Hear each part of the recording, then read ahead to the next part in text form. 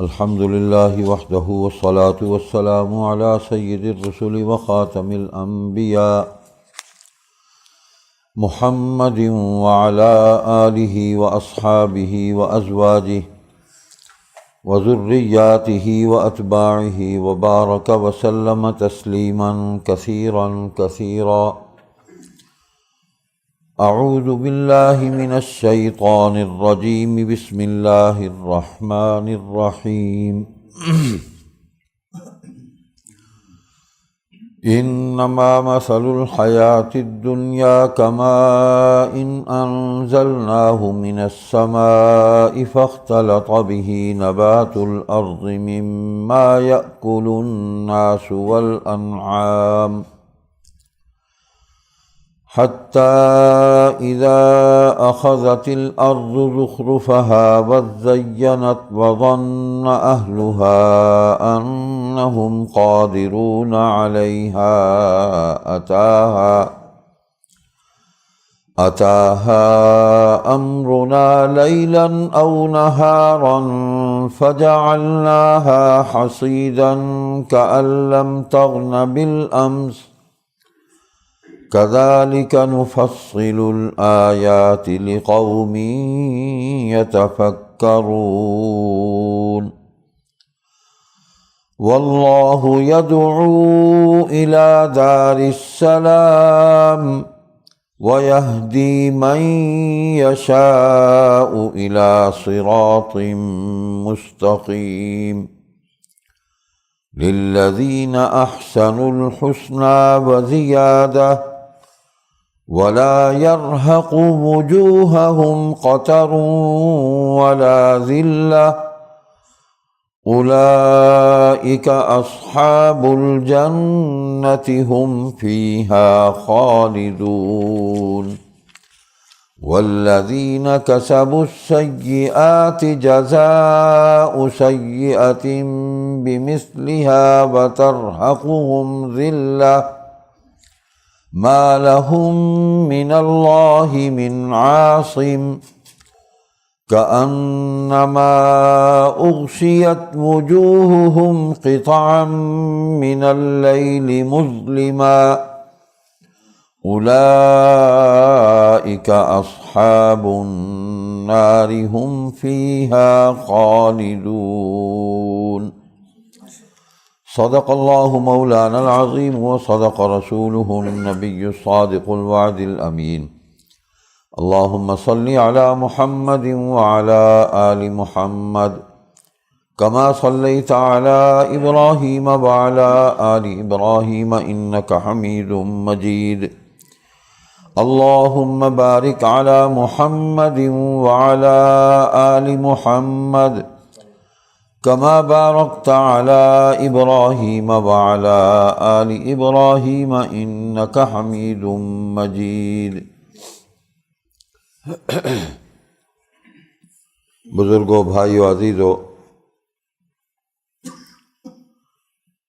زندگی اور موت اللہ تبارک و تعالیٰ ہی کی تخلیق ہے،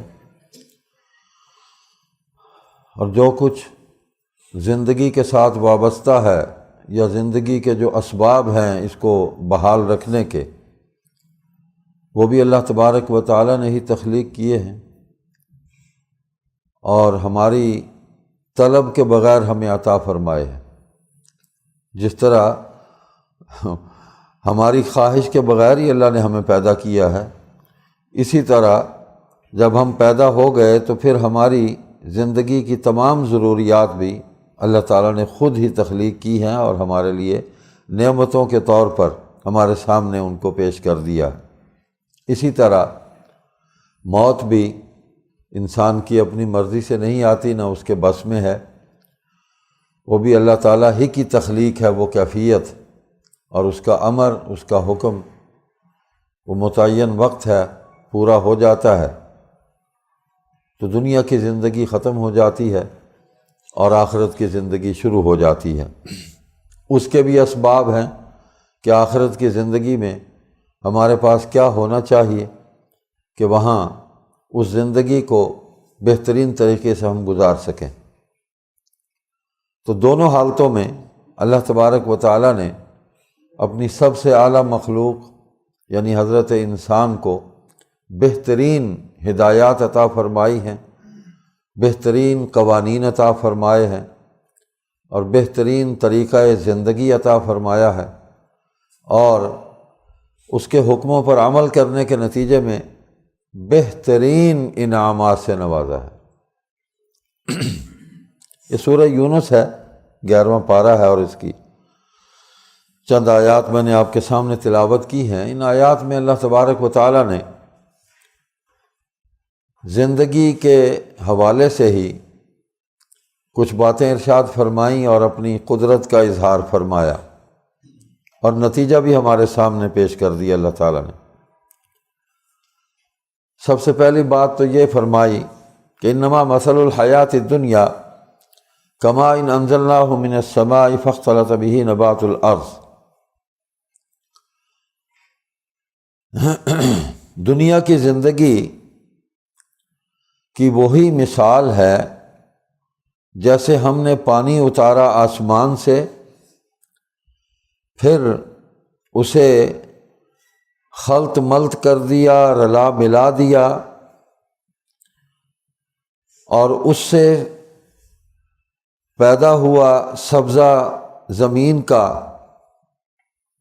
مما یأکل الناس والانعام، جو کہ کھائیں آدمی اور جانور۔ تو بڑی سادہ سی مثال اللہ تعالیٰ نے پیش فرما کے ہمیں زندگی کی حقیقت بتلائی۔ سب سے پہلے تو اب دیکھیں کہ پانی جو ہے یہ زندگی کی ضرورت ہے، اس کے بغیر زندگی ہے ہی نہیں۔ وَجَعَلْنَا مِنَ الْمَاءِ كُلَّ شَيْءٍ حَيٍّ، کہ ہم نے پانی سے ہر چیز کو ہم نے زندگی عطا کی ہے، جہاں بھی زندگی ہے وہ پانی سے ہے۔ یہ سب سے بڑا سبب ہے انسانی زندگی کا۔ تو اللہ فرما رہے ہیں کہ یہ بھی ہم نے جیسے آسمان سے اتارا، بارش ہوئی، پانی اترا، برسا، جو انسان کے بس میں نہیں ہے، انسان کے بس میں نہیں ہے۔ تفصیلات قرآن کریم میں اور مقامات پر اللہ تعالیٰ نے بیان فرمائی ہیں اور اپنی قدرت کا اظہار کیا ہے کہ ہم ہیں، اور یہ ہم ہی ہیں کہ جو بادلوں کو ہنکاتے ہیں، ہم ان کو حکم دیتے ہیں کہ چلو، تو وہ چلتے ہیں، پھر اکٹھے ہوتے ہیں اور پھر وہ برستے ہیں، پھر ان کے اندر ایک کڑک جو ہے وہ بھی ہم پیدا کرتے ہیں، اور جتنا چاہتے ہیں برسا دیتے ہیں، جتنا چاہتے ہیں نہیں برساتے، روک دیتے ہیں، جہاں چاہتے ہیں برس جاتا ہے، جہاں نہیں چاہتے نہیں برستا۔ تو یہ اس کی قدرت ہے، تو ہمارے بس میں نہیں ہے، نہ زندگی نہ اسباب زندگی۔ تو اللہ فرما رہے ہیں کہ ہم نے پانی آسمان سے اتارا جو تمہاری دسترس میں نہیں تھا، اور وہ زمین پر جب برسا ہے تو مٹی اور پانی یہ خلط ملط ہوئے ہیں، مکس ہوئے ہیں آپس میں، تو اس کے اندر ایک رویدگی، ایک نمی اس کے اندر پیدا وہ ہم نے کی اس پانی کی وجہ سے، اور پھر اس نمی میں سے ہم نے سبزہ اگایا۔ اب یہ سارے کام انسانی طاقت سے باہر ہیں۔ تو اللہ فرماتے ہیں کہ زندگی کی مثال تمہاری ایسے ہی ہے، جیسے میں نے یہ زمین پر پانی برسایا اور پھر اسی زمین سے میں نے سبزہ اگایا، اور وہ سبزہ ایسا ہے، اللہ فرماتے ہیں کہ جسے کھائیں آدمی اور جانور، مما یأکل الناس والانعام، کہ اس کو جو انسانوں کے کھانے والا ہے وہ انسان کھا لیتے ہیں، جو جانوروں کے کھانے والا ہے وہ جانور کھا لیتے ہیں۔ یہ تقسیم بھی اللہ نے فطرتاً ہر ذی روح کو یہ ودیت کی ہے، یہ شعور اس کو دیا ہے کہ یہ گھاس پھوس جو ہے یہ انسان کے کھانے کا نہیں، انسان نہیں کھاتا، بالکل نہیں کھاتا، اور جو انسانوں کی کھانے والی چیزیں ہیں انسان وہی کھاتا ہے، اور جب سے پیدا ہوا ہے کھاتا ہے، کھا رہا ہے، اور جو جانوروں کی کھانے والی ہیں وہ کھا رہے ہیں۔ تو انسان ادھر نہیں جاتے، جانور ادھر نہیں آتے، ایسی تقسیم کی ہے، ایسا شعور دیا ہے اللہ تبارک و تعالیٰ نے۔ یہی زندگی ہے، اور یہ اپنی مرضی سے نہیں ہے، یہ سب کچھ میں نے تمہارے اندر یہ شعور پیدا کیا ہے۔ چلتے چلتے ایک مثال زندگی کی یہ بھی ہے کہ انسان پیدا ہوتا ہے، بچہ ہے، تو فطری طور پر وہ ماں کے سینے کی طرف جو ہے وہ راغب ہوتا ہے، بچہ جو ہے اپنا منہ ادھر لے کے جاتا ہے۔ یہ اس کے دماغ میں، اس کے دل میں یہ تصور، یہ خیال، یہ کشش، یہ کون پیدا کرتا ہے؟ انسان کے بس میں نہیں ہے، وہ ادھر ہی جائے گا جہاں اس کا رزق ہے۔ اور اسی طرح آپ دیکھ لیں کہ جانور ہیں،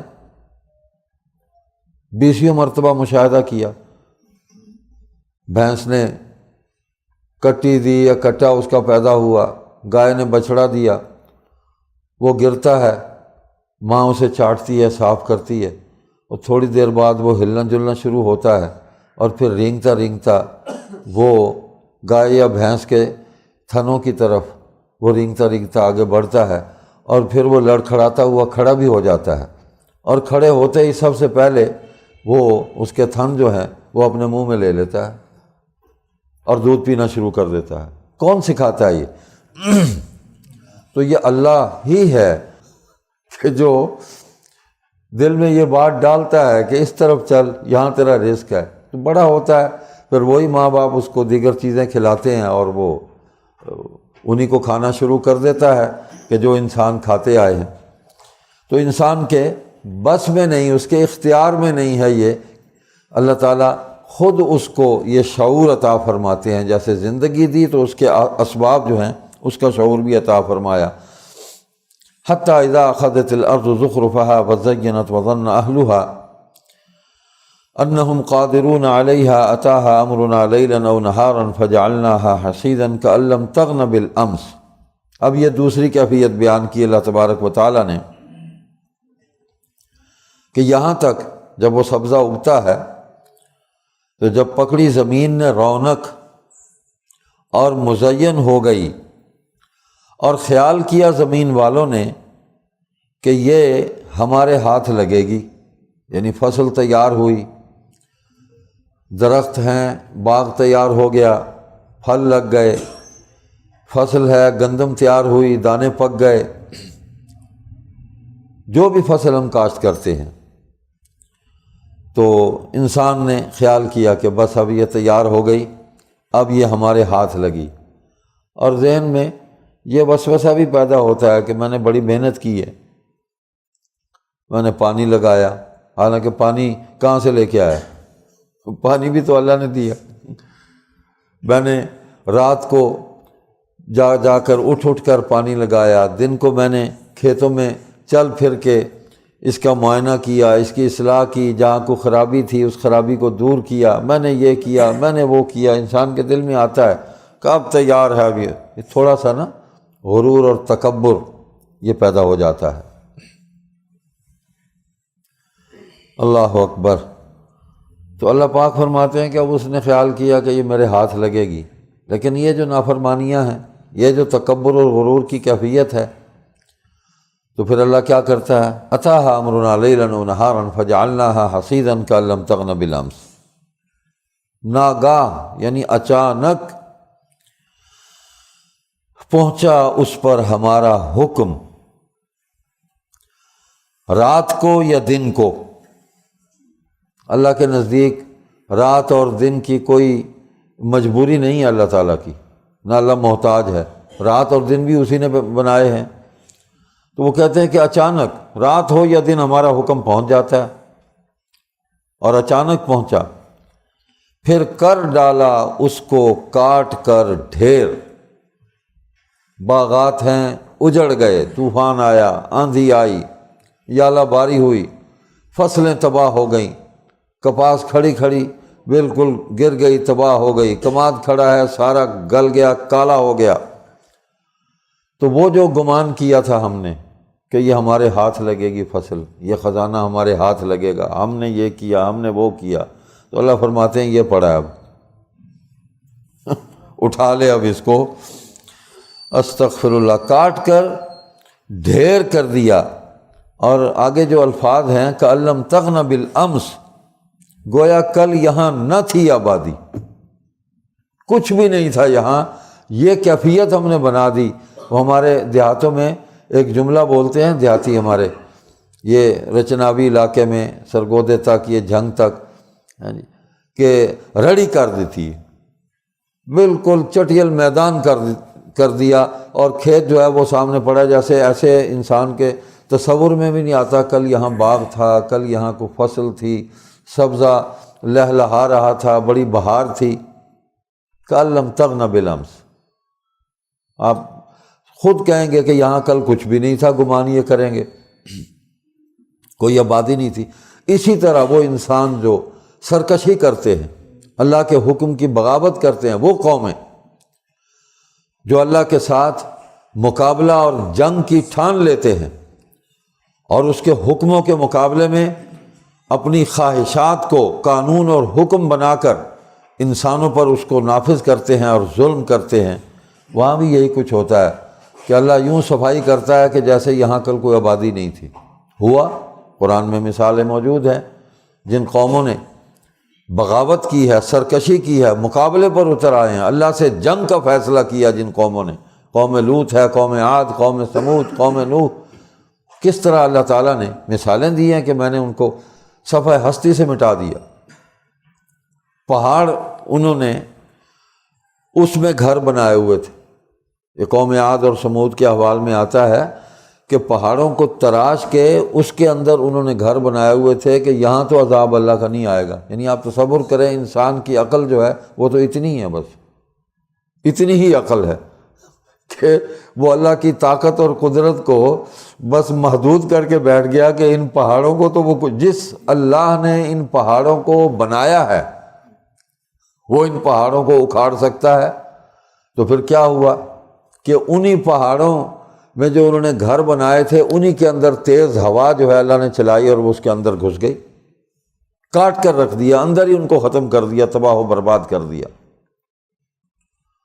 تو وہ ہوا کس نے چلائی؟ اللہ نے چلائی۔ تو وہی ہوا جو انسان کی زندگی کے اسباب میں سے سب سے بڑا سبب ہے کہ ہم سانس لے رہے ہیں، وہی ہوا انسان کی زندگی کے خاتمے کا ذریعہ بنا دی اللہ نے۔ تو آج بھی وہ آثار موجود ہیں، جائیں عرب میں دیکھیں ان قوموں کے وہ ٹوٹے پھوٹے مکانات، وہ کھنڈرات، وہ اللہ تعالیٰ نے عبرت کے لیے انسانوں کے سامنے رکھے ہوئے ہیں کہ ان کو دیکھ لو، میرے ساتھ لڑائی کا یہ حشر ہوگا، آج بھی موجود ہے۔ کذالک نفصل الآیات لقوم یتفکرون، اسی طرح ہم کھول کر بیان کرتے ہیں نشانیوں کو ان لوگوں کے سامنے جو غور کرتے ہیں۔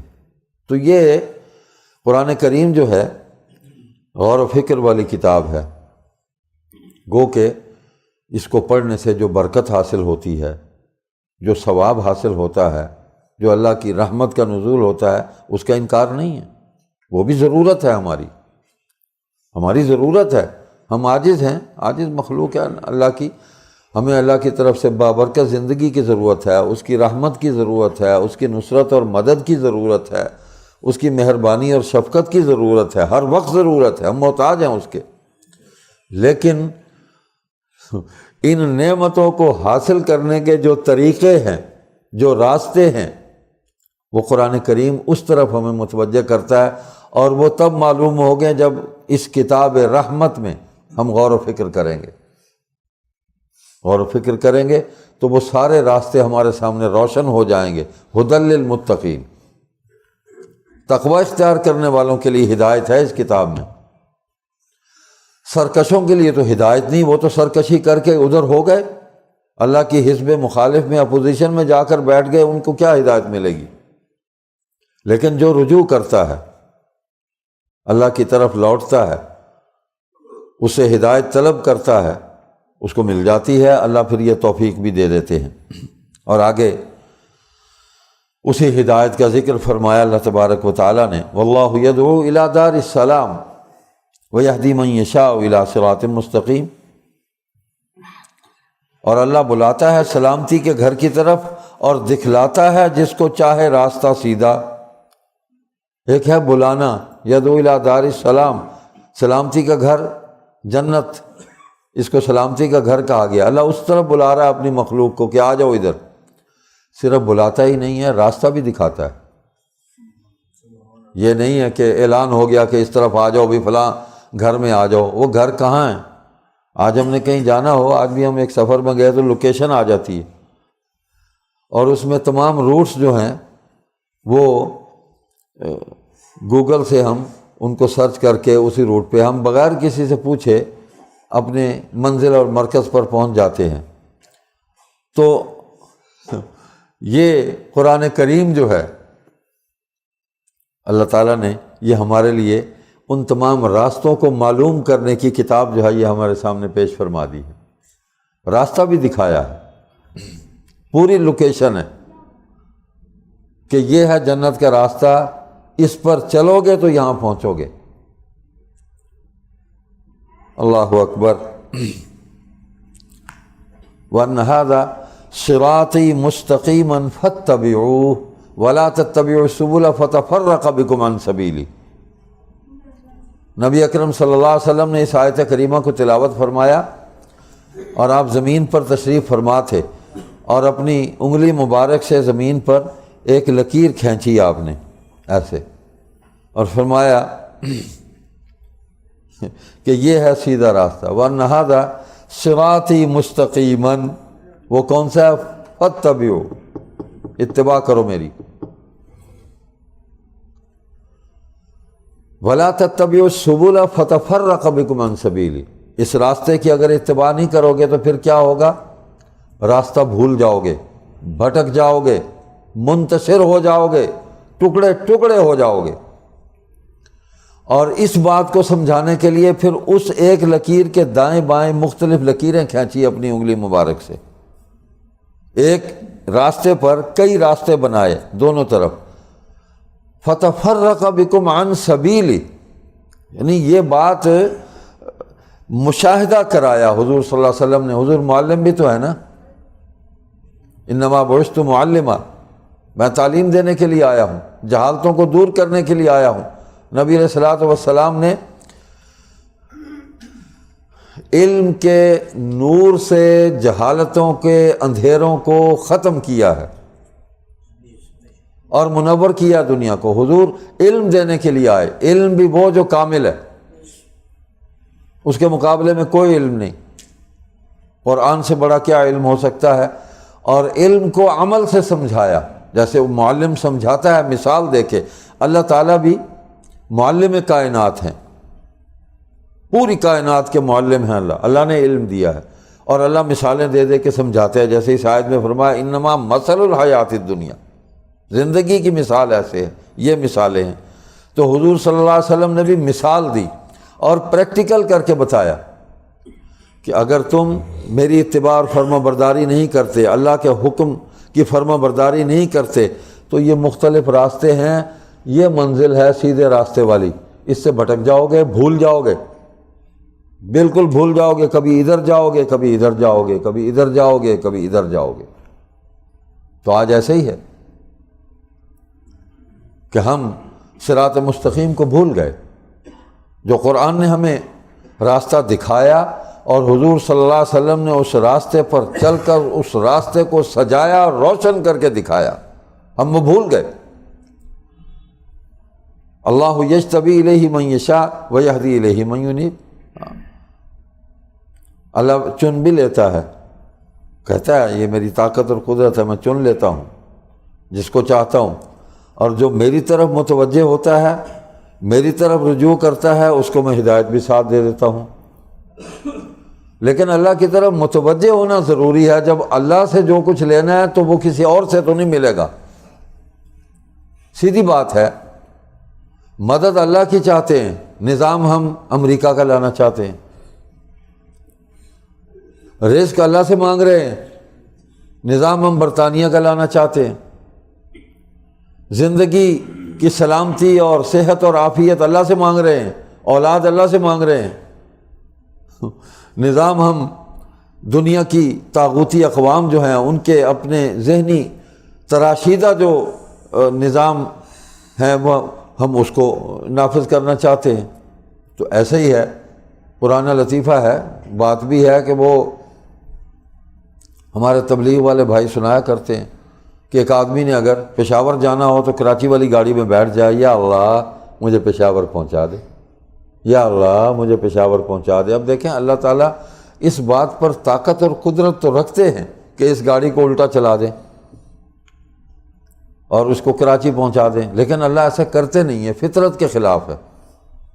اس نے کراچی ہی، پشاور والی نے پشاور جانا ہے، آپ کراچی نہیں پہنچ سکتے، اور کراچی والے نے کراچی جانا ہے، آپ پشاور نہیں پہنچ سکتے۔ تو گاڑی تو کم از کم سیدھی پکڑی جائے نا۔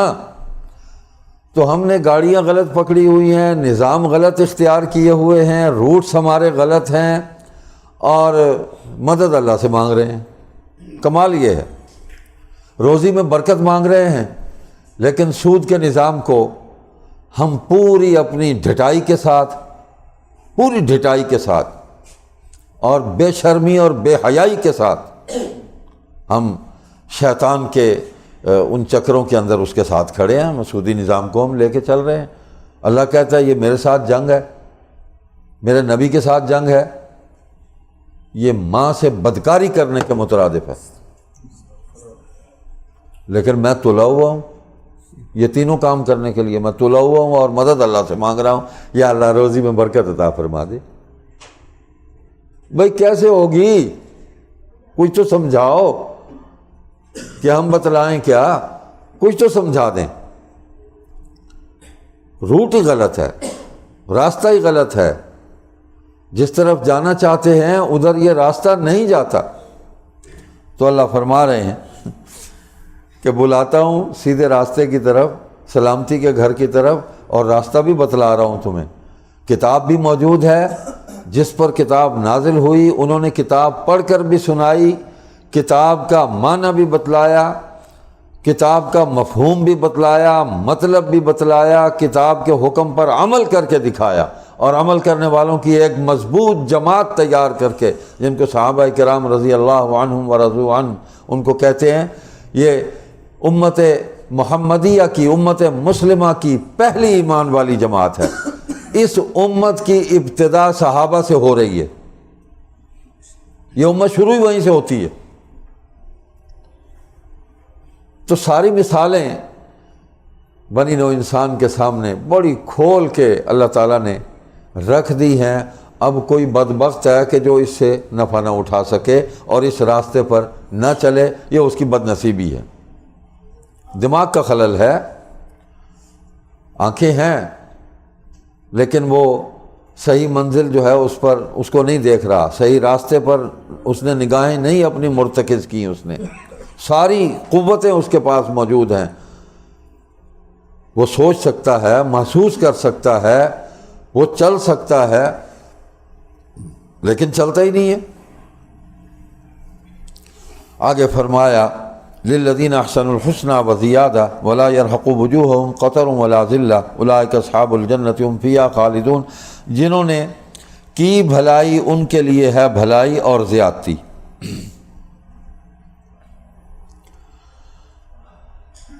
اور ولا يرهق وجوہهم قتر ولا ذلہ، اور نہ چڑھے گی ان کے منہ پر سیاہی اور نہ رسوائی، وہ ہیں جنت والے، اولئک اصحاب الجنہ ہم فیہا خالدون، وہ اسی میں رہا کریں گے۔ اب یہ جنہوں نے اچھے کام کیے، اطاعت اور فرما برداری کی ہے، سادہ سادہ لفظوں میں، ہاں قرآن کو فلسفہ نہیں ہے کہ اس کو سمجھنے میں ہمیں دقت پیش آئے، یہ بڑی آسان کتاب ہے اور ہماری فطرت کے مطابق ہے۔ اللہ تعالیٰ نے پورا سسٹم جو ہے وہ بنا کے ہمیں عطا فرمایا ہے کہ اچھے کام کرو گے، اچھے کام وہی ہیں جس کا اللہ نے حکم دیا، اچھے کام وہی ہیں جس کا حضور علیہ السلام نے حکم دیا، اچھے کام وہی ہیں جو حضور نے کیے، اچھے کام وہی ہیں جو صحابہ نے کیے۔ ان کے بعد والوں کی ذمہ داری ہم نہیں لیتے، آج تک اور آج کے بعد بھی صحابہ تک کی ذمہ داری لیتے ہیں، اس لیے کہ اللہ تعالیٰ نے ان کے سارے کاموں کی ذمہ داری خود اٹھا لی ہے کہ یہ جو کیا ٹھیک کیا ہے، انہوں نے، میں ان سے راضی ہو گیا ہوں۔ بعد والوں کے متعلق نہیں کہا، ان کی مغفرت ہو چکی، اور صحابہ کے بعد جتنے بھی ہیں ٹھیک ہے، بہت نیک ہوں گے، متقی ہوں گے، آج بھی ہوں گے، اس کی کمی نہیں، دنیا خالی نہیں ہے، اور یقیناً اللہ تعالیٰ کی مغفرت اور بخشش جو ہے ان کو حاصل ہوگی، لیکن وثوق کے ساتھ، یقین کے ساتھ نامزد کر کے کسی کو ہم نہیں کہہ سکتے کہ یہ جو ہے بالکل جنتی آدمی ہے اور اللہ تعالیٰ نے اس کو جنت دے دی ہے۔ وہ صحابہ کے متعلق ہی ہے، وہ ساری مثالیں ہمارے سامنے موجود ہیں۔ تو اللہ فرما رہے ہیں کہ جو بھلے کام کیے ہیں اس کا بہترین بدلہ ملے گا، ان کے لیے بھلائی ہے اور زیادتی ہے، زیادہ نفع، پروفٹ، سود نہیں ہے، متعین بھی نہیں ہے۔ سود تو فکس ہوتا ہے نا، وہ فکس نہیں ہے، بے پناہ ہے۔ جس طرح اللہ سبحانہ و تعالیٰ خود بے پناہ ہے اپنی ذات میں، اپنی صفات میں، اپنے اختیارات میں، اسی طرح اس کی نعمتیں بھی بے پناہ ہیں، کوئی حد نہیں ہے اس کی، لامحدود ہیں۔ اور اللہ اکبر، اس میں یہ ہے، یہ حضرت صہیب رضی اللہ تعالیٰ عنہ سے روایت ہے حدیث میں، ہر قرآن کی تشریح حضور حدیث میں فرماتے تھے کہ یہ حسنہ و زیادہ، اس سے کیا مراد ہے؟ زیادہ کیا ملے گا؟ تو اس میں یہ ہے کہ اللہ سبحانہ و تعالیٰ قیامت کے دن جنت میں ایمان والوں کو اپنا دیدار کرائیں گے، اس سے بڑی کوئی نعمت نہیں ہے، انتہا ہے، انتہا ہے۔ پوچھیں گے، آواز آئے گی، کچھ نعمت رہ گئی باقی، یہ بھی حدیث میں آیا۔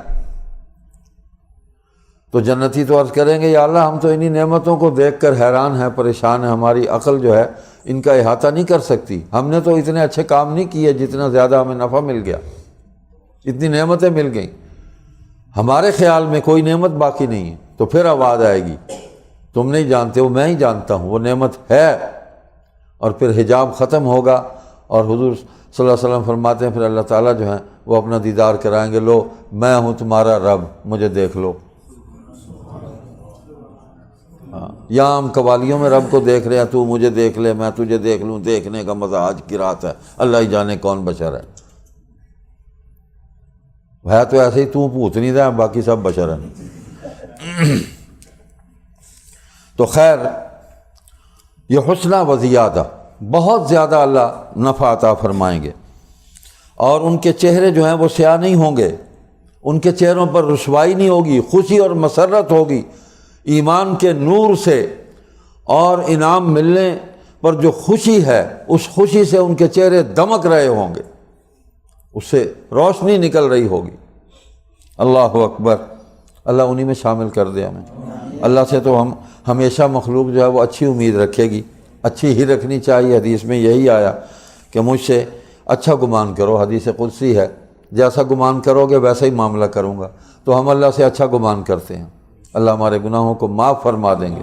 معاف فرمانا اس کی صفت ہے، الغفور ہے، ہمارے لیے یہ صفت اللہ نے رکھی ہے۔ پیغمبر تو بخشے آئے ہیں، صحابہ بھی بخشے گئے، پیچھے تو ہم بچے ہیں۔ تو اللہ تعالیٰ نے ہمارے لیے یہ اپنی صفات رکھی ہیں، الغفور ہے، الرحیم ہے، الرحمن ہے، یہ ہمارے لیے رکھی ہیں، اور کس کام کے لیے؟ تو اللہ سے اچھا گمان ہے، اللہ رحمت کریں گے، مغفرت فرمائیں گے، اور ہم سے راضی ہو جائیں گے، ہمارے گناہوں کو معاف فرما دیں گے انشاءاللہ ثم انشاءاللہ۔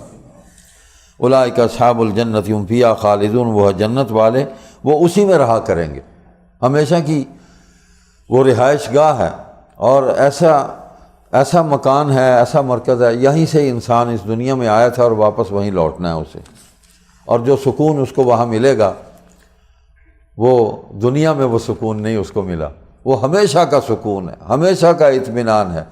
اور دیکھیں ایک دوسری جگہ اللہ پاک فرماتے ہیں قرآن کریم میں کہ اکتاہٹ بھی محسوس نہیں کریں گے جنت والے۔ ایک ہی منظر ہے نا، آدمی دیکھتا رہے اکتا جاتا ہے، ایک ہی آدمی سامنے بیٹھا ہے بولے چلے جا رہا ہے، کتنی دیر آپ اس کو سنیں گے، اخیر کہیں گے یار سر نہ کھا جا، دفعہ ہو، گھنٹہ ہو گیا تو میرا سر کھا گیا، بولی چلا جا رہے ہیں، بولی چلا جا رہے ہیں، آدمی اکتا جاتا ہے۔ ایک ہی کمرے میں بیٹھا رہے، اس کمرے کے در و دیوار کو دیکھ کے آدمی اکتا جاتا ہے، پھٹ پڑتا ہے یار مجھے کہیں باہر لے جاؤ، مجھے کوئی کھلی فضا دکھاؤ، کوئی منظر بدلے، میری آنکھوں کو ٹھنڈک ملے۔ دنیا میں یہ کیفیات ہیں، جنت میں یہ کیفیت نہیں ہوگی۔ وہ جو مناظر ہیں آدمی ان کو دیکھتا ہی رہے گا اور اللہ کی نعمتوں پر شکر ادا کرتا رہے گا اور دنگ رہ جائے گا، اور اس کے دل میں ان مناظر کو دیکھنے اور ان نعمتوں سے نفع اور لطف اٹھانے کی جو خواہش ہے وہ بڑھتی چلی جائے گی، اس میں کمی نہیں ہوگی۔ اللہ اکبر، ہمیشہ رہیں گے اس میں۔ تو ہمیشہ کا گھر جو ہے اللہ نے ایسا سجایا ہے کہ اس میں آدمی بور نہیں ہوگا، بالکل بور نہیں ہوگا۔ کمپنی، بہترین کمپنی ملے گی وہاں کے دن رات یہ نہیں ہوں گے جو یہاں ہیں، خوراک یہ نہیں ہوگی جو وہاں ملے گی۔ کہتے ہیں کہ اب کئی جاہل آدمی ہیں نا، عقل جتنی ہماری محدود ہے اس کے مطابق ہی بات کرتے ہیں نا جی، کہ جی وہاں کھائیں پئیں گے تو وہاں مطلب ٹوائلٹ بھی ہوں گے، واش روم بھی ہوں گے، وہاں غسل بھی کرنا ہے، وہاں کچھ کھانا پینا، تو وہ کہاں جا کے پیشاب کریں گے، بول و براز نکالیں گے؟ جو پتہ ہی کچھ نہیں ہے تو یہی بکواس کریں گے۔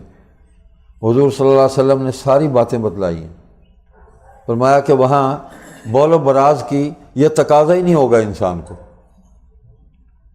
جو کچھ کھائیں گے نا وہ جنت کی ایسی غذا ہے، ایسی غذا ہے کہ ایک خوشبودار ڈکار آئے گا اور اسی میں سب کچھ باہر نکل جائے گا، تحلیل ہو جائے گا، ڈکار میں ہی ہوا بن کے نکل جائے گا، خوشبودار۔ جنت میں بدبو بھی نہیں ہوگی، خوشبو ہی خوشبو ہوگی۔ اب یہ عقل میں آنے والی چیزیں نہیں ہیں۔ اگر اسلام کو عقل کے زور پر سمجھنا ہے تو پھر یہی کمپنی جو آج ہم پر مسلط ہے، یہی پیدا ہوں گی کمپنیاں، یہی لوگ ہوں گے جنہوں نے عقل کے زور پر اسلام کو سمجھنے کی کوشش کی ہے۔ اسلام تو کہتا ہے مجھے پہلے تسلیم کرو، اسلم تسلم۔ میرے نبی بھیجے ہوئے اللہ فرماتے ہیں محمد کریم صلی اللہ علیہ وسلم، ان کی باتوں کو تسلیم کر لو، مان لو، اس پر عمل کرنے لگ جاؤ، عقل کو روشنی مل جائے گی۔ قرآن کو پڑھو گے، اس میں غور و فکر کرو گے، عقل کو روشنی ملے گی۔ اور اگر اپنی مرضی سے ہی قرآن کا معنی نکالنا ہے، قرآن کا ترجمہ کرنا ہے، قرآن کی تشریح کرنی ہے، اپنی خواہشات کے سانچوں میں قرآن کے حکموں کو ڈھالنا ہے، تو پھر عقل کو روشنی نہیں ملے گی۔ بلیک ہول ہے، اس کے اندر ہم جتنی بھی چاہیں وہ ڈبکیاں لیتے رہیں، ٹکرے مارتے رہیں، آگے دیوار ہے، دیوار سے ٹکرائیں گے، راستہ نہیں ہے۔ عقل تو محدود ہے، نظر محدود ہے، خیال محدود ہے، تصور محدود ہے، ہمارا نظریہ جو ہے وہ محدود ہے۔ کہاں تک سوچ سکتے ہیں ہم؟ بنایا نا ہم نے ملک کے لیے ایک ڈیزائن کیا کہ یہ کریں گے، کر لیں، سارے چیخ رہے ہیں، پیسے موک گئے۔ سودی نظام جب لائیں گے تو برکت نازل ہوگی، چھن گیا سب کچھ، روئیں گے، برباد ہو جائیں گے۔ 75 سال ہو گئے ہیں، راستہ نہیں مل رہا، منزل نظر آتی ہے تو راستہ نہیں ملتا، راستہ نظر آتا ہے تو منزل نہیں ملتی۔ جب اللہ کے حکموں کو چھوڑو گے تو کیسے پہنچو گے منزل پہ؟ اللہ اکبر۔ والذین کسبوا السیئات جزاء سیئۃ بمثلھا وترہقھم ذلہ، اور جنہوں نے کمائی برائیاں، بدلہ ملے برائی کا اس کے برابر۔ بڑی عجیب بات ہے، یہ اللہ کی شان ہے کہ جو گناہ کیے ہیں، جو نافرمانیاں کی ہیں، اس کی سزا اتنی ہی ملے گی جتنا تم نے جرم کیا ہے۔ نیکیاں کی تو اس میں منافع ہے، منافع بھی لامحدود ہے، بے پناہ ہے۔ نافرمانی کی ہے تو اتنی سزا ملے گی جتنی تم نے نافرمانی کی ہے، جتنا تمہارا جرم ہے۔ یہ ہے اللہ کا عدل، اللہ کا عدل، نظام عدل ہے، اور یہ انسانیت پر رحم ہے۔ وَتَرْهَقُهُمْ ذِلَّةٌ، اور ڈھانک لے گی ان کو رسوائی اور ذلت جو ہے، اس میں ان کو چھپا دیا جائے گا، اسی میں وہ غرق ہو جائیں گے، ان پر مسلط ہو جائے گی۔ فرما برداری کرنے والے جو ہیں وہ ذلت و رسوائی سے اللہ ان کو بچا لے گا، ان کے چہرے روشن ہو جائیں گے۔ اور یہ جو نافرمان ہیں، نافرمانی کے جرم کی وجہ سے اس دن ان کے چہرے بھی سیاہ ہوں گے اور ان پر ذلت اور پریشانی کے آثار جو ہیں وہ نمایاں ہوں گے۔ ما لہم من اللہ من عاصم، کوئی نہیں ان کو اللہ سے بچانے والا۔ آج یوم الحساب ہوگا، یوم النشور ہے، یوم القیامہ ہے، یوم آخرت ہے۔ آج تو اللہ کے سامنے سارے بے بس کھڑے ہیں، کوئی نہیں بچانے والا۔ ہاں اللہ جسے چاہے معاف کر دے، جسے چاہے پکڑ لے، تو اس دن پھر افسوس ہوگا نافرمانوں کو۔ قرآن کریم میں آتا ہے، مختلف آیات میں اللہ تعالیٰ نے اس کیفیت کو بھی بیان کیا کہ پھر وہ روئیں گے کہ یا اللہ ہمیں موت دے دے، ہمیں پھر دنیا میں بھیج، پھر پیدا کر، ہم تیرے حکموں پر عمل کریں، تیرے راستے میں مال خرچ کریں، تیری فرما برداری کر کے ہم پھر تیرے سامنے پیش ہوں اور تو ہمیں جنت میں داخل کر، لیکن وقت نہیں ہوگا، پھر مہلت نہیں ہے۔ یہی ہے زندگی جو آج ہمیں مہلت دی گئی ہے، یہ دار العمل ہے، آخرت دار الجزا ہے۔ ختم بات۔ اللہ رب العالمین ہے، اس عالم کا بھی رب ہے، اس عالم کا بھی رب ہے، اور جہاں بھی کوئی عالم ہے اس کا رب ہے، اور حضور صلی اللہ علیہ وسلم رحمت للعالمین ہیں۔ اس دنیا کے اندر بھی آپ رحمت بن کر تشریف لائے ہیں، دین رحمت، کتاب رحمت، اور جو اعمال ہیں وہ بھی رحمت والے ہیں، اسوہ حسنہ۔ جو راستہ بتایا وہ بھی رحمت والا روشن راستہ ہے، اور آخرت میں بھی ہمارے لیے رحمت بن کر کھڑے ہوں گے، ہماری سفارش کریں گے، شفاعت فرمائیں گے۔ تو اللہ اس رسوائی سے، اس سیاہی سے اللہ ہمیں بچائے جو نافرمانوں کی اس دن اللہ تعالیٰ ظاہر کریں گے، اللہ اس سے بچائے۔ کأنما اغشیت وجوہہم قطعا من اللیل مظلما اولئک اصحاب النار ھم فیہا خالدون۔ کوئی نہیں ان کو اللہ سے بچانے والا، گویا کہ ڈھانک دیے گئے ان کے چہرے اندھیری رات کے ٹکڑوں سے۔ مثالیں دے رہے ہیں اللہ، دیکھ لیں۔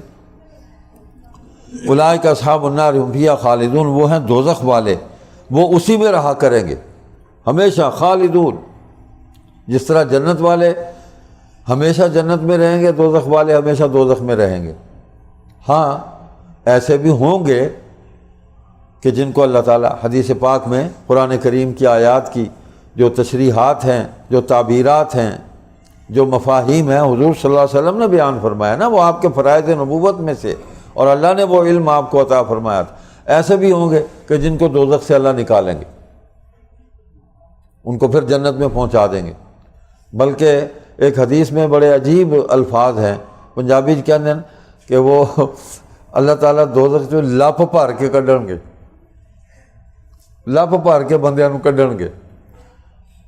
وہ حضرت امیر شریف رحمۃ اللہ علیہ بڑا لطیف اس پر جملہ فرمایا کرتے، کہتے پیچھے بچنا کی ہے، اللہ دی لپ ہونی ہے۔ تو اللہ کرے ایسا ہی ہو، اللہ معاف کر دیں۔ تو وہ ہمیشہ رہیں گے، وہ وہی ہیں جنہوں نے ساری زندگی شرک کیا، اللہ کے حکموں کے مقابلے پر وہ پوری طاقت کے ساتھ کھڑے ہو گئے، بغاوت کی، سرکشی کی، مقابلہ کیا اللہ کے حکموں کا، اللہ کے حکموں پر عمل کرنے والوں کا، اللہ کے حکموں کو سنانے والوں کا، اس کی تعلیم اور تبلیغ کرنے والوں کا۔ جن لوگوں نے مقابلہ کیا وہ جہنم میں ہی رہیں گے، اور کہاں رہیں گے۔ تو دنیا کی زندگی، آج رات ہم نے ہیپی نیو ایئر نائٹ ہم نے منائی ہے، ہم نے غل غپاڑا کیا ہے، اچھلے ہیں، کودے ہیں، ناچے ہیں، پھرکے ہیں، پورے ماحول کو ہم نے ایک طوفان بدتمیزی میں مبتلا کیا ہے۔ پتہ نہیں کتنا نقصان ہوا ہوگا، کتنا پیسہ ہم نے ضائع کیا، کتنا وقت ہم نے ضائع کیا، کتنے برے کاموں میں ہم مبتلا رہے۔ ہمیں یہ احساس تک نہیں ہے کہ یہ عارضی زندگی ہے۔ کئی گزشتہ رات مر بھی گئے ہوں گے، یقیناً موت تو آ رہی ہے، مسلسل آ رہی ہے، جیسے لوگ پیدا ہو رہے ہیں مر بھی رہے ہیں۔ اللہ نہ کرے کوئی بری حالت میں مرا ہو،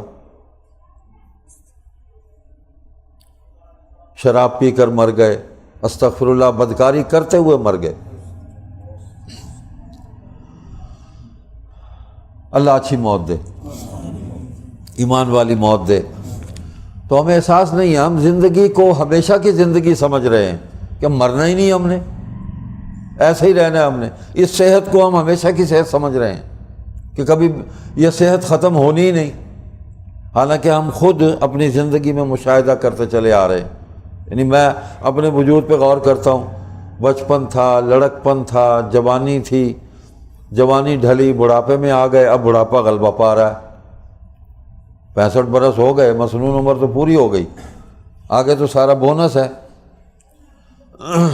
تو ایک وقت تھا مجھے یاد ہے کہ وہ ہمارے ملتان میں مرکز تھا، تو ہے بلکہ دار بنی ہاشم، تو اس کی مسجد کی سیڑھیاں تھیں جو باہر سے سین سے اوپر جا رہی تھی، وہ سیڑھیاں بھی اونچی تھیں، تو میں دو سیڑھیوں پر قدم رکھ کے بڑی تیزی سے دوڑتا ہوا اوپر گیا اور کام کر کے اسی طرح دوڑتا ہوا واپس آیا سیڑھیوں سے، بلکہ واپسی پر شاید میں نے تین سیڑھیوں پر میں نے جمپ لے کر وہ نیچے میں اترا، تو سامنے حضرت مولانا سید طاء المحسن بخاری رحمۃ اللہ علیہ وہ بیٹھے ہوئے تھے سین میں، اکثر بیٹھے ہوتے تھے، ہماری نگرانی کرتے تھے، آنے جانے والے ہم جتنے بھی ہوتے تھے ہمیں دیکھتے تھے کیا کرتے ہیں، کہاں سے آ رہے ہیں۔ اب تو یہ کام بھی ختم ہو گیا کہ کوئی بڑا صحن میں بیٹھ کے گھر میں بیٹھ کے اپنی اولاد کے معمولات کا جائزہ لے، اس کی نگرانی کرے اور ان کی غلطیوں پر ان کو ٹوکے۔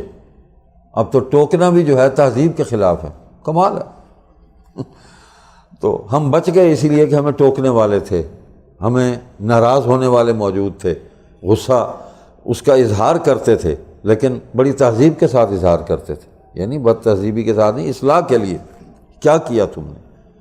تو میں جب اترا تو مجھے دیکھ کے وہ ہنسنے لگ گئے، فرمانے لگے کہ پتر میں 4 پوڑیاں دا سٹیپ چڑھ کے جانا ہونا سا تے اسی طرح ہی تھلے واپس آنا سا، میں 12 فٹ تو چھال ماری ہوئی،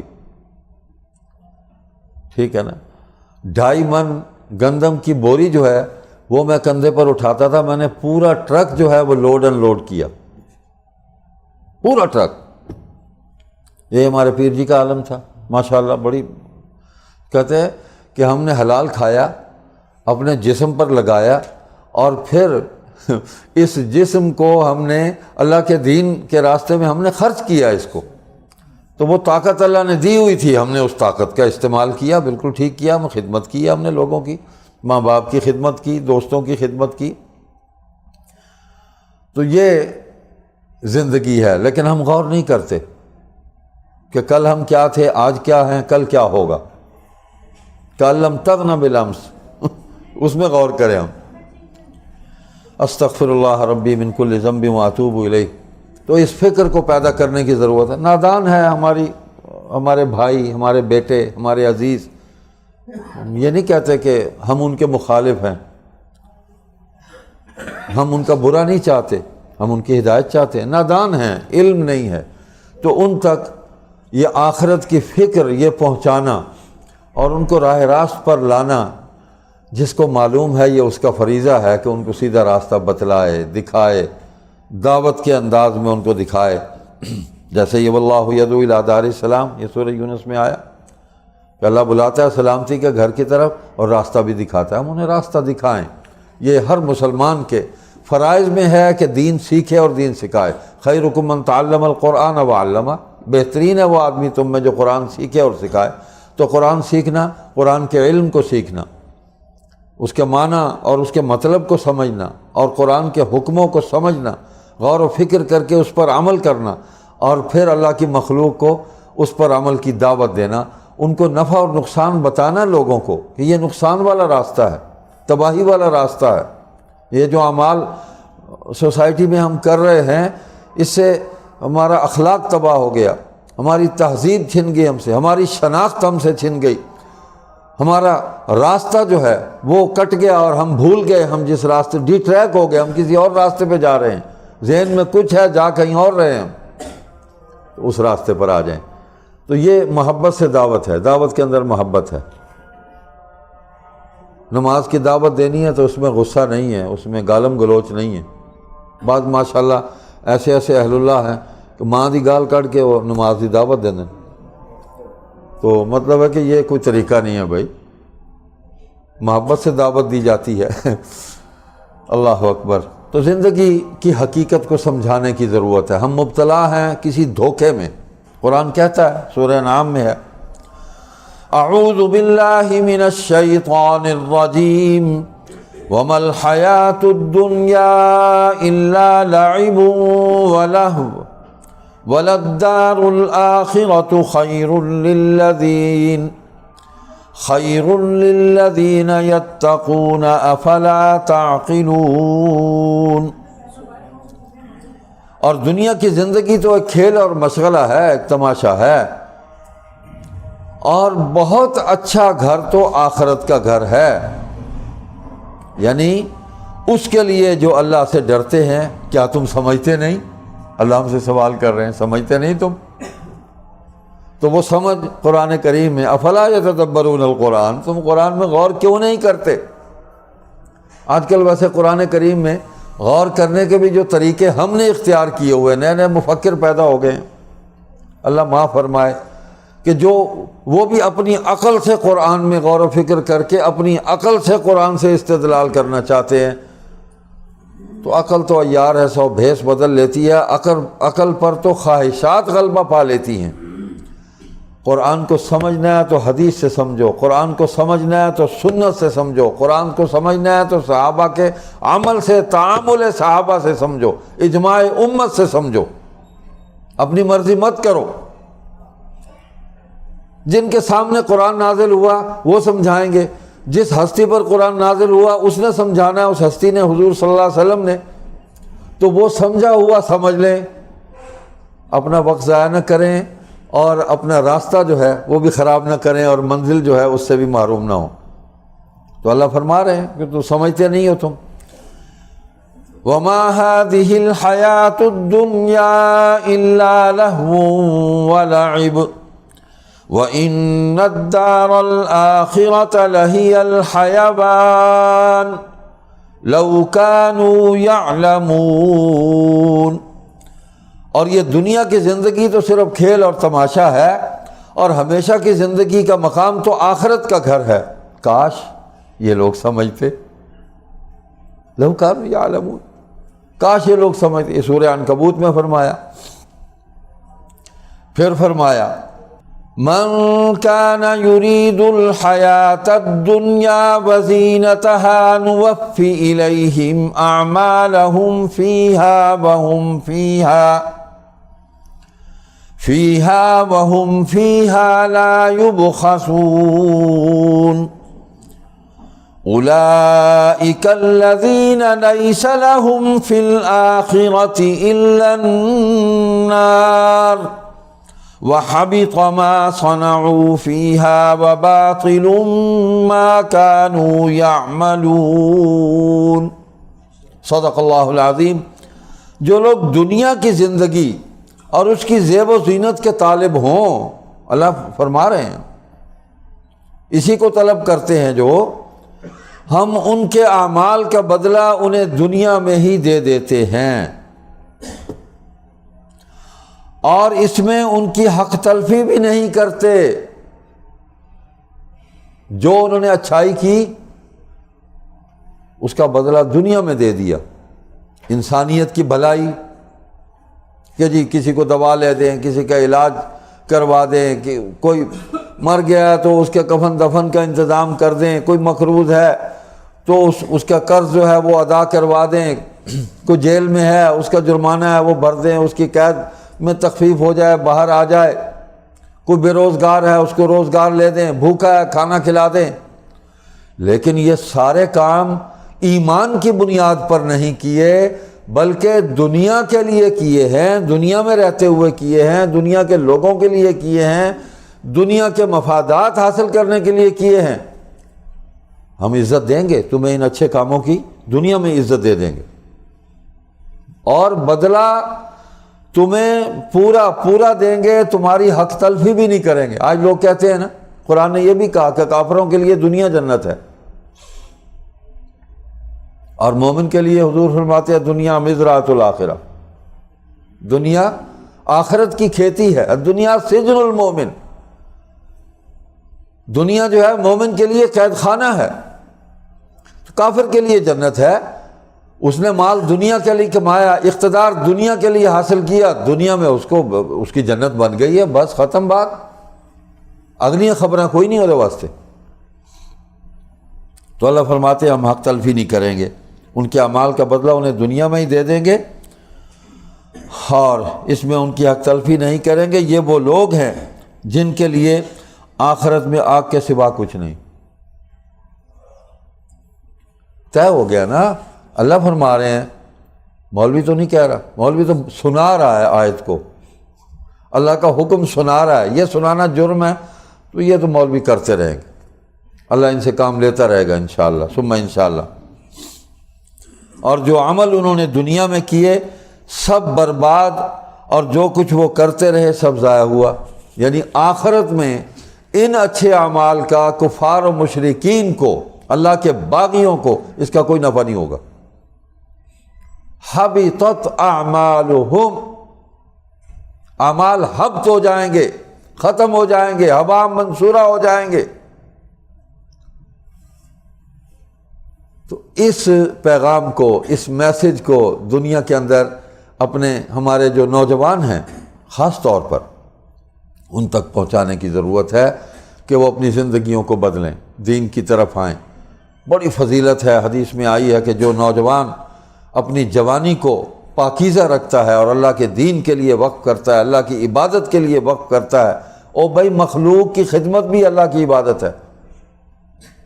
کمال ہے، ہم نے انسانیت کی خدمت کے جو خانے بنا رکھے ہیں نا، وہی بات اپنی عقل کے مطابق۔ دین تو کہتا ہے تم نے باپ کو محبت سے دیکھا اس کے چہرے پہ، اس کا بھی ثواب ہے۔ تم نے ماں کی خدمت کی، اس کا بھی ثواب ہے۔ اور عقل یہ کہتی ہے ہر رکشے پیچھے لکھ دیو ماں کی دعا، ہر ویگن پیچھے لکھ دیو ماں کی دعا، پھر وہ پتہ ہی نہیں، وہ لبنا پائے گا بھی ہے بھی صحیح کہ نہیں۔ اللہ تعالیٰ نے ماں باپ کا بڑا مقام رکھا ہے۔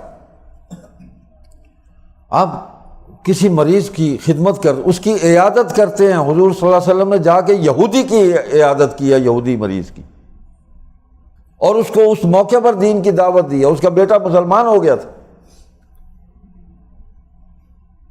لیکن ہم اس کو دین سے ہٹا کے دنیا کے لیے ہم کرتے ہیں، یار پوچھا یہ جا کے فلانے میں کی کہے گا آیا ہی نہیں، وہ بھی انہوں چھڈو کی کہے گا، اللہ بھی تو پوچھے گا، ہمسایہ تیرا بیمار سی تو انہوں پوچھنے ہی نہیں گیا، تیرے خاندان برادری چاچا ماما تایا کو پھپھا کو ماسڑ خالو وہ کو بیمار سی جا کے پوچھے وہ حال وال، کوئی روٹی پوچھی کسی نے۔ حدیث میں آتا ہے کہ اللہ تعالیٰ دو کاموں سے بہت خوش ہوتے ہیں، کوئی مومن جب کسی مومن کو سلام کرتا ہے اس سے اللہ خوش ہوتے ہیں، اور دوسرا کوئی کسی کو کھانا کھلاتا ہے اللہ اس سے خوش ہوتے۔ ہم نے دونوں کام چھوڑ دیے ہیں، سلام ہی نہیں کرتے۔ یعنی بعض تو سریا ایسا فٹ ہوا ہوتا ہے کہ میں گڈی 'چ بیٹھا ہے، یہ بندہ تھلے کھلوتا ہے، میں انہوں سلام کیوں کرا؟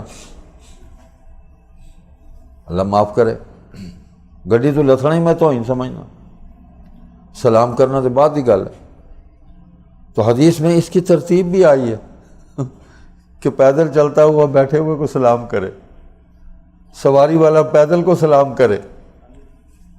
یہ تزکیہ نفس ہے، دماغ میں جو خناس ہے نا وہ نکلتا ہے اس سے۔ حضور صلی اللہ علیہ وسلم کی ایک ایک بات جو ہے اس کے اندر انسانیت کی بلندی ہے، اخلاق کی تعمیر اور اس کی بلندی ہے۔ دیکھیں علم اور اخلاق یہ ساتھ چلتے ہیں، علم ہو اور اخلاق نہ ہو علم نافع نہیں ہے، نفع نہیں دے گا۔ اس لیے دعا حضور نے تعلیم فرمائی اللہم انی اسألک علما نافعا، اللہم انی اعوذ بک من علم لا ینفع، مجھے نفع دینے والا علم دے، اور دوسری دعا یہ ہے کہ مجھے ایسے علم سے میں تیری پناہ میں آتا ہوں جو نفع دینے والا نہیں ہے۔ تو ایک آدمی کتنا ہی پڑھ لکھ جائے اس کے اخلاق ٹھیک نہیں ہے تو علم بیکار ہو گیا، وہ چاہے قرآن کا مفسر بن جائے محدث بن جائے، لیکن اگر اس کے اخلاق نہیں ہیں تو یہ سارا پڑھا پڑھایا کسی کام نہ آیا اس کے۔ قرآن تو یہی کہتا ہے، علم حدیث میں آتا ہے تواضع پیدا کرتا ہے، علم کے اندر، علم جو عالم ہے اس کے اندر عاجزی آ جاتی ہے، انکساری آ جاتی ہے، اس کے اخلاق بلند ہو جاتے ہیں۔ حضور سے زیادہ علم کس کے پاس؟ نہیں ہے کسی کے پاس، کامل علم ہے حضور کے پاس، تمام زمانوں کا علم ہے، حضور کی نبوت تمام زمانوں کے لیے ہے، حضور سب زمانوں کے لیے کافی ہیں۔ لیکن کہیں بھی ہم نہیں دیکھتے کہ حضور صلی اللہ علیہ وسلم نے اخلاق سے ہٹ کے کوئی بات کی ہو۔ کتنی بدتمیزیاں ہوئی ہیں، کتنے مظالم ہوئے ہیں، کتنے مصائب جو ہیں وہ آپ کو پیش آئے ہیں، لیکن دشمنوں کے ساتھ بھی آپ نے محبت سے ان سے بات کی ہے، اور وہ محبت اسی بنیاد پر تھی کہ یہ جہنم میں جانے سے بچ جائیں، اللہ کے راستے پہ آ جائیں، جنت میں چلے جائیں، اللہ ان سے راضی ہو جائے، میری بات سن لیں، میری بات مان لیں۔ حضور اس فکر کے اندر، غم کے اندر گھلتے چلے جا رہے تھے کہ اللہ تعالیٰ کو آیت نازل کرنی پڑی کہ آپ کیا کر رہے ہیں، اپنے آپ کو ہلاک کر ڈالیں گے، بس چھوڑیں، ما علی الرسول الا البلاغ، ان علیک الا البلاغ، یا ایھا الرسول بلغ ما انزل الیک من ربک وان لم تفعل فما بلغت رسالتہ واللہ یعصمک من الناس۔ بس جو ہم نے آپ پر نازل کیا اس کو سنا دیں، پہنچا دیں، اگلا کام نہیں ہے آپ کا، اور اپنے آپ کو کسی مصیبت میں بھی نہ ڈالیں، اور یہ کام نہ کیا آپ نے تو آپ نے رسالت کا حق ادا نہ کیا۔ اور باقی رہی ان لوگوں کی بات جو آپ کے راستے میں کھڑے ہیں، ان کی پرواہ نہ کریں، ان سے آپ کو ہم بچائیں گے۔ تو آج تک یہ جتنا دین کا کام ہو رہا ہے، یہ مدرسے، یہ مساجد، یہ دین کی دعوت دینے والی جماعتیں، یہ ختم نبوت کا تحفظ کرنے والی جماعتیں، تنظیمیں، ادارے، علماء، یہ آپ دیکھیں کہ کتنا دشمن نے زور لگا لیا ہے، لیکن راستہ نہیں روک سکتے۔ آپ مدارس پر پابندیاں لگا رہے ہیں، ان کے بینک اکاؤنٹس آپ بند کر رہے ہیں، ساڈا بھی بند کرتا، اچھا پیسے آنے بند ہو گئے۔ آپ نے متبادل نظام کے ذریعے عوام سے زکوٰۃ بٹورنے کا پھونڈا اور منافقانہ طریقہ اختیار کیا کہ زکوٰۃ جو ہے وہ سرکاری خزانے میں ہم لے لیں۔ لوگوں کو اعتماد نہیں ہے، نہیں دے رہے لوگ کی تو لب مولوی نو لب دے پھرتے ہوتے ہیں، انہوں پتہ بھی پیسے نہیں ٹھیک خرچ کرنے، مدرسے جی دے گا آ کے روز صدقے تو بکرے چک چک کے مدرسے ہی لے کے آندے نو۔ کدی ویکھیا جے کسی سرکاری دفتر ہی صدقے دا بکرا کو لے گیا ہوئے، پرویز الہی دے دفتر لے گیا ہوئے، جی لو جی صدقے دا بکرا قبول فرماؤ، یہ شہباز شریف کو لے گیا ہوئے، ادھر ہی لائیں گے۔ اللہ کے راستے میں خیر جو دین کا کام کرے ان کو پتہ ہے کہ یہ مسئول ہے، اور یہ پوری ذمہ داری کے ساتھ اس کام کو یہ نبھائیں گے۔ الحمدللہ اب ہمارا مدرسہ ہے، ہم نے لوگوں کو کہا ہوا کہ اس سے ہم بہت سارے کام کرتے ہیں، ہماری بچیاں بھی یہاں پڑھتی ہیں، 500 سے زائد بچیاں پڑھتی ہیں وہاں، کئی مستحق ہیں، ہم ان کو کپڑے بھی لے کے دیتے ہیں، ان کو دوا بھی لے کے دیتے ہیں، ان کو مہینے کا راشن بھی لے کے دیتے ہیں۔ کئی ایسی بچیاں بیچارے گھروں میں ان کے کوئی وسائل نہیں ہیں، ان کو نقد خدمت بھی کرتے ہیں ان کو، اور بچوں کے ساتھ بھی یہ معاملہ چلتا ہے۔ سارا ہم نے پورا کا پورا اللہ کے فضل سے، اللہ کی مدد سے ان بچوں کو اپنا بچہ سمجھ کے قبول کیا ہوا ہے۔ یہ تو نہیں ہمارے بیٹے ہیں، تو سارے مدارس کا یہی حال ہے۔ اسی طرح آپ دیکھیں کہ دین کے خلاف جہاں سے بھی کوئی آواز اٹھتی ہے تو کھڑا تو مولوی ہوتا ہے، یہی کھڑا ہوگا، جتنا مرضی اس کو برا کہہ لیں، جتنی اس کو گالیاں دینی ہیں دے لیں، جتنے اس پہ تان تشنیع کے آپ نے پہاڑ توڑنے یا توڑ لیں، اس کو کچھ نہیں ہوگا، یہ اپنے راستے پر کھڑا ہے، پوری استقامت، مشنری مین ہے، مشنری مین پیچھے نہیں ہٹا کرتا۔ مار دو گے نا زیادہ سے زیادہ۔ وہ امیر شریعت رحمۃ اللہ علیہ کی ایک تقریر کے چند جملے محفوظ ہیں، اس میں یہی جملہ کہا، آواز اس کی محفوظ ہے، راولپنڈی میں کی تھی، کیا کرو گے؟ پھانسی دے دو گے بس السلام علیکم، بھائی اس کے بعد کیا کرو گے؟ میرا مار دو گے نا۔ تو مجلس احرار اسلام اس خطے کی قدیم ترین جماعت ہے، ہجری اعتبار سے 96 برس ہو گئے ہمیں، اور شمسی سال کے اعتبار سے 93 برس ہو گئے، تو صدی تقریباً شاہ صاحب کی ابتدائی جو ان کی جد و جہد ہے، جو انفرادی یا تاریخ خلافت کا دور اس میں ڈال دیں، 100 سال ہو گئے اس جماعت کو۔ وہی خلافت والی پارٹی ہی، وہی جماعت، وہی اکابر جو ہیں وہ مجلس احرار انہوں نے قائم کر کے اس سلسلے کو آگے بڑھایا۔ تو فتنہ قادیانیت کے خلاف جد و جہد کرنے والی بانی جماعت ہے، کوئی جماعت نہیں تھی۔ تحریک ختم نبوت کی بانی جماعت مجلس احرار اسلام ہے،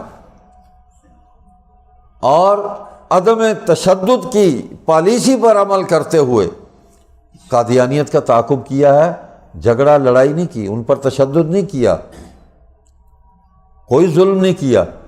پہلا کام ان کو دین کی دعوت دی ہے، ان کو عقیدہ ختم نبوت سمجھایا ہے، اور اللہ کے فضل و کرم سے ہماری بات سمجھی. قادیان کے اندر سب سے پہلے مجلس احرار داخل ہوئی، عطا اللہ شاہ بخاری رحمۃ اللہ علیہ نے جا کے ختم نبوت کا جھنڈا لہرایا، دین کی دعوت دی. قادیانی مسلمان ہوئے، ان کے رہنما مسلمان ہوئے، مولانا عبد الکریم مسلمان ہوئے، مولانا لال حسین اختر مسلمان ہوئے، عبد الحمید بٹ سے وہ مسلمان ہوئے، زید سلیری مسلمان ہوئے، قادیان میں تھے، میٹرک کیا انہوں نے، وہیں قادیان میں میٹرک کیا تھا انہوں نے. اور بھی بہت ساری شخصیات ہیں. تو یہ پہلا کام، انسانیت کی سب سے بڑی خدمت اسلام کی دعوت ہے، اس سے بڑی کوئی خدمت نہیں. اسی میں علم ہے، اسی میں اخلاق ہے، اسی میں دنیا کی بھلائی، اسی میں آخرت کی بھلائی ہے. اور پھر ہم نے وہاں مسلمانوں کی خدمت کے لیے وہاں سماجی خدمت بھی کی. دیکھیں نا، آپ کسی کو کھانا کھلائیں گے، کسی کی ضرورت پوری کریں گے، وہ آپ کے قدم سے قدم ملا کر چلے گا. تو وہاں کارخانہ لگایا کپڑوں کا، کھڈیاں اس وقت چلتی تھی، اس میں مسلمانوں کو مزدوری کے طور پر ان کو بھرتی کیا.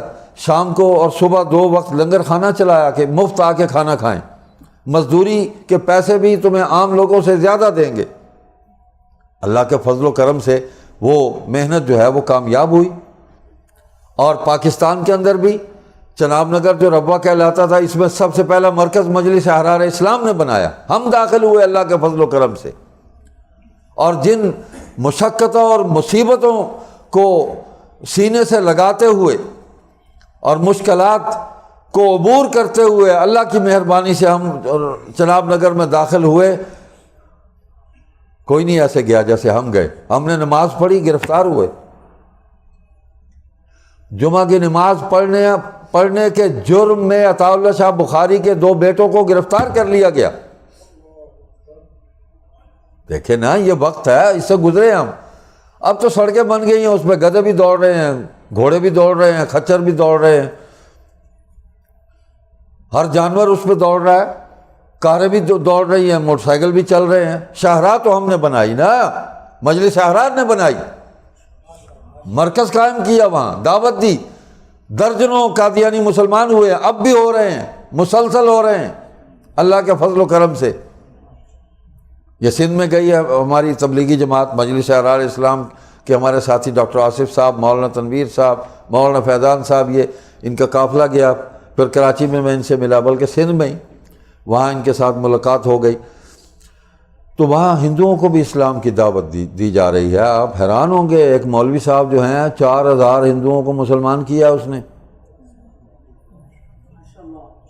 اچھا، صرف مسلمان نہیں کیا، ان کے لیے ایک کالونی بنائی ہے، ان کو 2 وقت کا کھانا مل رہا ہے، ان کو روزگار فراہم کیا، ان کی زندگی کی ضروریات کو پورا کر رہے ہیں. ہم نے ان سے بہت کچھ سیکھا، ان سے ملے جا کے کہ یہ اللہ نے اتنا بڑا کام آپ سے لیا ہے.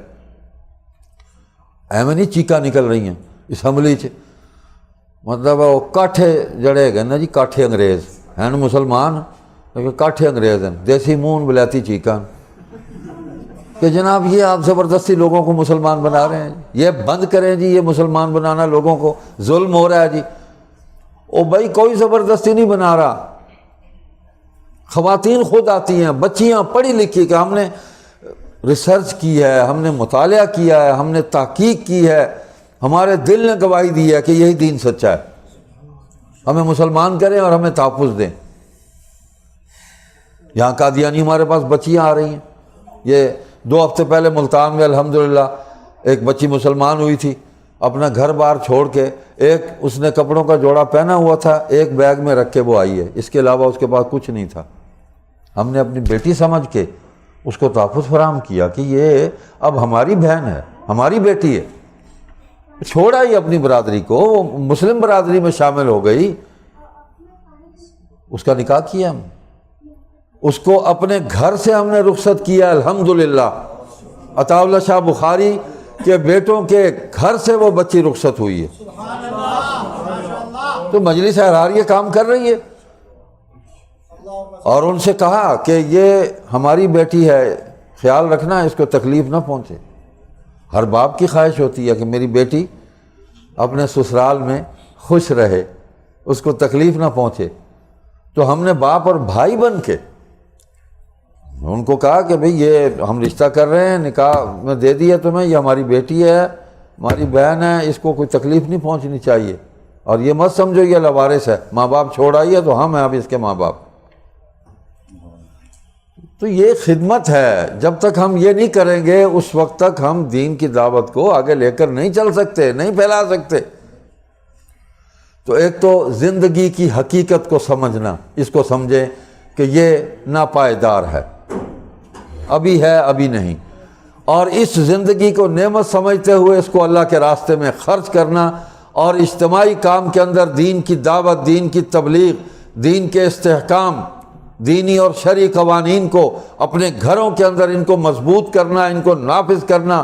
جہاں اختیار ہے ہمارے پاس، قوت ہے،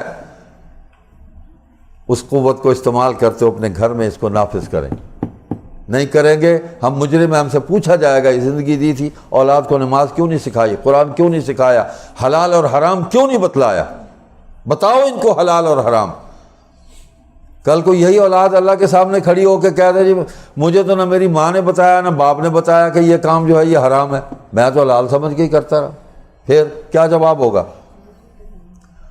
تو والد صاحب پہلے خود سیکھیں پھر اولاد کو سکھائیں، اماں جان خود سیکھیں پھر اولاد کو سکھائیں، ورنہ وہی اولاد پیدا ہوگی کہ رات 1 بجے بیٹی آئے گی اور وہ بیل دے گی، اور باپ آ کے دروازہ کھولے گا اور وہ پوچھے گا کہ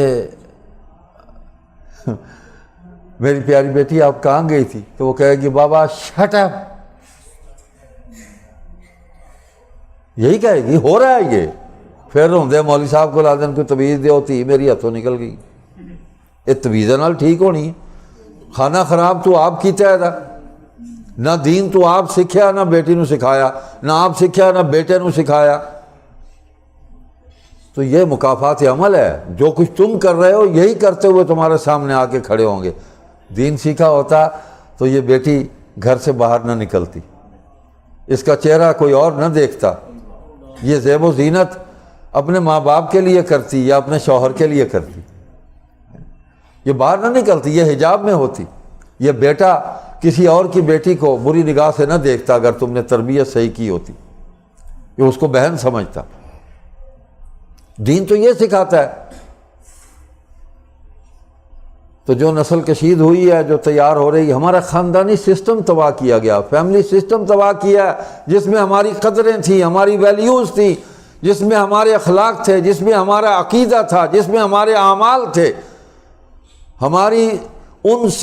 ہماری جو خاندانی قدریں تھیں، اس میں نماز تھی، اس میں روزہ تھا، اس میں زکوٰۃ کی ادائیگی تھی، اس میں صدقات انفاق فی سبیل اللہ تھا، اس میں دین کی دعوت تھی، اس میں اچھے اخلاق تھے، اس میں خاندان والوں کے ساتھ حسن سلوک تھا، محبت تھی، ہمسائے کے ساتھ محبت اور مہربانی تھی، انسانیت کی بھلائی ہی بھلائی تھی۔ جو ہماری خاندانی قدریں تھی، ویلیوز تھی، وہ ہم سے چھین لی، ہمارا فیملی سسٹم توڑ دیا گیا۔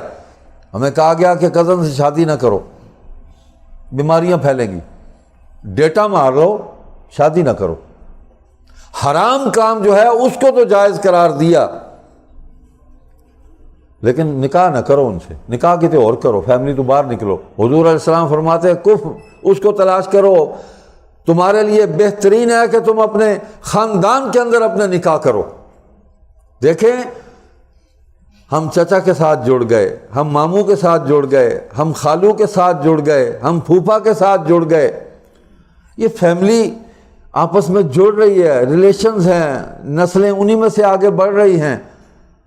ہم جب نکلے ہیں نا تو پتہ ہی نہیں ہمیں کہ کون ہمارا کیا لگتا ہے، پھپھا، ماما، چاچا، تایا، ماسڑ سارے انکل ہو گئے، وہ بھی کیڑا انکل ہے، بس انکل ہے۔ اور ان کی اولادیں سارے وہ کزنز ہو گئے، وہ بھی کی کزن کی یا کی لگتا ہے، کتوں تیرا کزن ہے، کدا پتر ہے، کدی تھی یا فلانے دیا، وہ تیرا کی لگتا ہے، انکل لگتا ہے۔ تے مائیاں ساریاں آنٹیاں ہو گئی ہیں، چاچی، تائی، پھپھی، خالہ، وہ ساری آنٹیاں ہو گئی ہیں، وہ بھی کیڑی آنٹی ہے۔ یہ رشتے ختم ہو گئے، تقدس، اور پتہ ہی کچھ نہیں ہے، خاندان سے ٹوٹ گئے. اس سسٹم کو توڑا ہے کافر نے، بے ایمان نے ہمارے. جس نظام کو ہم نے اس کی تہذیب کو، اس کے نظام کو، اس کے کلچر کو، اس کی ثقافت کو ہم نے قبول کیا، اس کا نتیجہ یہ نکلا ہے. آج جب ہم کسی کو کہتے ہیں نا کہ یار سارے پنڈن کے اندر میرا پتریر ہے، چاچے دا پتر ہے، وہ بڑا خوش ہوتا ہے اگلا، مینوں چاچے دا پتر کیا، میرا بھرا ہے یار، میرا پتریر ہے، میرا مسیر ہے، میرا ملویر ہے، اے پھپھیر ہے.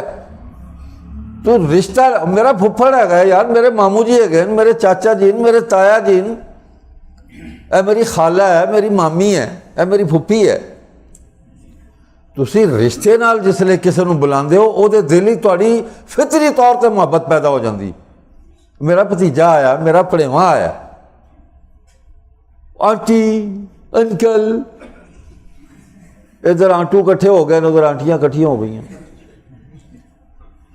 تو اس سسٹم کو بحال کرے. خاندان سے جڑے، جو نبی نے فرمایا صلی اللہ علیہ وسلم نے، وہ فطری نظام ہے. دین ہماری فطرت میں شامل ہے، اس کے بغیر ہماری زندگی جو ہے وہ بیکار ہے، ناکام ہوں گے. ہر قدم پہ ہمیں ٹھوکر لگے گی اور دیواروں سے ہم ٹکرائیں گے، ہم سر پھوڑیں گے اپنا.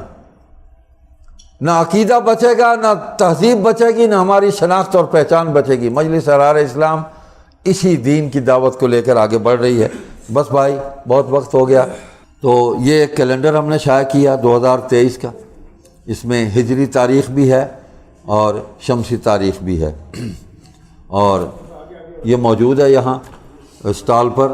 نماز سے فارغ ہو کے جب آپ جائیں گے تو ضرور اس کو خریدیں، جماعت کے ساتھ تعاون کریں. اور بھی چیزیں وہاں پڑی ہیں اسٹال پہ، اپنے گھروں میں رکھیں، جماعت کی دعوت کو آگے بڑھائیں، جماعت کی رکنیت کو قبول کریں. سب ہمارے بھائی ہیں، سب ہمارے دوست ہیں، اور کسی سے ہماری کوئی لڑائی نہیں ہے. سارے مسلمان ہمارے بھائی ہیں. تو اس کام کو لے کر آگے چلیں. اللہ تعالیٰ آپ کو جزائے خیر عطا فرمائے. سبحانک اللہم و بحمدک، نشہد ان لا الہ الا انت، نستغفرک و نتوب الیک. والسلام علیکم ورحمۃ اللہ وبرکاتہ. الحمد للہ رب العالمین والعاقبۃ للمتقین، والصلاۃ والسلام علی اشرف الانبیاء والمرسلین وخاتم النبیین محمد وعلی آلہ واصحابہ اجمعین. ربنا آتنا فی الدنیا حسنہ وفی الآخرۃ حسنہ وقنا عذاب النار. ربنا فاغفر لنا ذنوبنا وکفر عنا سیئاتنا وتوفنا مع الابرار. اے اللہ، ہم جتنے لوگ یہاں جمع ہوئے، ہمارا مل بیٹھنا قبول فرما لے. اے اللہ، اس مل بیٹھنے کا ہمیں اپنی شان کے مطابق ثواب عطا فرما. اے اللہ، ہم جتنے لوگ یہاں بیٹھے ہیں، ہمارے والدین کی، ہمارے اساتذہ کی اور ہمارے مشائخ کی، اے اللہ ہمارے محسنوں کی، ہمارے خاندان کے تمام فوت ہو جانے والے مردوں اور عورتوں کی مغفرت فرما دے. اے اللہ، سب کی قبروں پر اپنی رحمتیں نازل فرما دے. اے اللہ، جو بیمار ہیں، جن کو جانتے ہیں ان کو بھی صحت دے، جن کو نہیں جانتے ان کو بھی شفا عطا فرما. سب بیماروں کو اللہ شفا عطا فرما، صحت والی سلامتی والی زندگی عطا فرما، ایمان کی سلامتی عطا فرما، مشکلات کو حل فرما دے، پریشانیاں دور فرما دے، اس ملک کی حفاظت فرما. اے اللہ، اس ملک کے دشمنوں کو نیست و نابود فرما. اے اللہ، فضل فرما دے، کرم فرما دے. جتنے لوگ دین کی محنت کر رہے ہیں، مدارس میں، مساجد میں، دینی جماعتوں میں، اے اللہ سب کی مدد فرما. اے اللہ، ہم سب کو خلوص عطا فرما اور سچی اور خالص نیت کے ساتھ دین کی خدمت کی توفیق عطا فرما. اے اللہ، ایمان والی زندگی دے. اے اللہ، ایمان پر موت دے. رزق حلال طیب واسع عطا فرما اور قرض کی مصیبت سے نجات عطا فرما. جو بھی مقروض ہیں اللہ خزانہ غیب سے ان کی مدد فرما. معاشی طور پر پریشان ہیں، اے اللہ معاشی پریشانی دور فرما دے. اس ملک کی جو معاشی صورتحال ہے اللہ، اس کا بھی وبال سارا قوم پر ہی پڑ رہا ہے اللہ، اس سے ہمیں نجات عطا فرما. اے اللہ، قبر کے عذاب سے بچا اور قبر کی راحتیں عطا فرما، اور قیامت کے دن ایمان والوں میں اٹھا. حضور پر نور خاتم النبیین رحمت للعالمین سیدنا و مولانا رؤوف الرحیم محمد کریم صلی اللہ علیہ وسلم کی شفاعت نصیب فرما. اے اللہ، آپ کے اہل بیت، آپ کی آل اولاد، آپ کی ذریت، ان کے احترام، ان کی محبت ہمارے دلوں کے اندر راسخ فرما دے، اور قیامت کے دن اللہ ان کے غلاموں میں ہمیں جگہ عطا فرما. بغیر حساب کے جنت میں داخل فرما۔ ربنا تقبل منا انک انت السمیع العلیم وتب علینا انک انت التواب الرحیم، وصلی اللہ علی النبی الامی وآلہ وصحبہ وبارک وسلم برحمتک یا ارحم الراحمین۔